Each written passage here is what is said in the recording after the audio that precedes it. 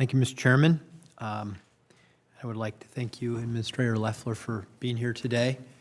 Thank you very much. I know that you have been traveling the country on the America Manufacturing Initiative and Made in America. I always say, as a representative of Ohio, that you can't do Made in America without Made in Ohio, although my friends from Indiana would feel the same way, right? Because we're such a big part of the supply chain for our economic and national security, because you have to make it here.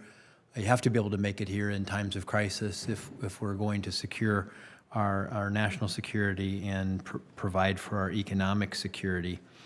And I will also mention that as I've been talking to Ohio manufacturers, particularly small businesses, they raise this in the context of China and tariffs, that they have no recourse if their items are, if their patents are violated, if their products are stolen, and that's something that I know that you and led by President Trump care a lot about, and so I would encourage you to continue to be a strong voice for that. But I will want to touch on the 7A loan program. As I have learned, as I look at manufacturing, I've learned that a lot of small manufacturers over the course of the Biden administration saw that fewer loans were being made in that sector. Saw a drop of nearly 2% in the number of loans that were given to manufacturers. Manufacturers, in my experience, need the loans almost as much as anybody because of the capital cost involved in manufacturing, particularly with the new technologies in the additive manufacturing space. Super important for them to be able to finance the new technologies that will add to manufacturing. Just your thoughts on that program, and then anything that you might want to share that you've learned from your tour in the space that I've talked about as you've been traveling the country. Absolutely. Thank you, Senator, and I look forward to visiting manufacturers in Ohio. And we want you to come see us. Great. Of course. Well, first of all, the data that we have on our manufacturing loans, both for 7A and for 504, demonstrate that there is great demand and growth in manufacturing loans. And we've seen a 74% increase in the 7A loan program relative to President Biden's first 100 days. We've seen a 38% increase overall in the 504 and 7A loans combined.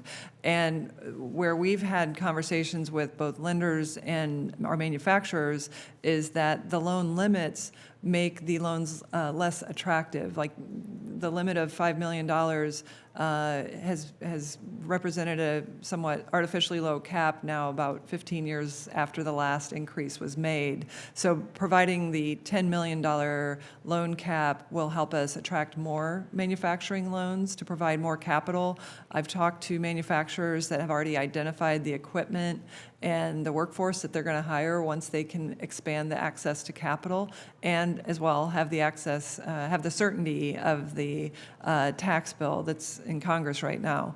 So we feel that manufacturing is spring-loaded in America. We see manufacturers extremely bullish on the opportunities. They've heard from, as I've gone around this country, they've heard from domestic contacts and international contacts that more people want made in America. And so we see tremendous need for workforce as well. And that's been an effort that, following the conversations we've had with manufacturers, is that we've ramped up our focus on a skilled workforce. I've visited several technical schools, career academies, and seen the great work going on there, the type of training, whether it's CNC machines or welding or HVAC and the like, the tremendous skilled workforce that we have coming in the pipeline is exciting. It's not just a focus on STEM, but it's on building things. It's making manufacturing a hot industry. As my friend Ann calls it, a new collar boom, which means we're integrating technology with manufacturing. And we see tremendous demand for those jobs, and it's a great path and really addresses the challenge we've had in the last 30, 40 years where our working communities have been just hollowed out and decimated due to the loss of those jobs. We're going to rebuild those in this country, and I think the SBA is going to be a part of that. Yeah, I would just, in closing, share with you on the workforce side of things that we are seeing a resurgence in this country of more high school students graduating career ready through through the tech schools, through career tech education in their classrooms, and through apprenticeships, a growing desire for more students to see that as a more cost-effective pathway into the workforce. But I also caution that in a lot of states, we have a demographic problem, that we literally have more people between the ages of 55 and 64 than we do between 15 and 24, which means that we're going to have to be great at this if we're going to supply that high-tech workforce and manufacturing workforce for the future.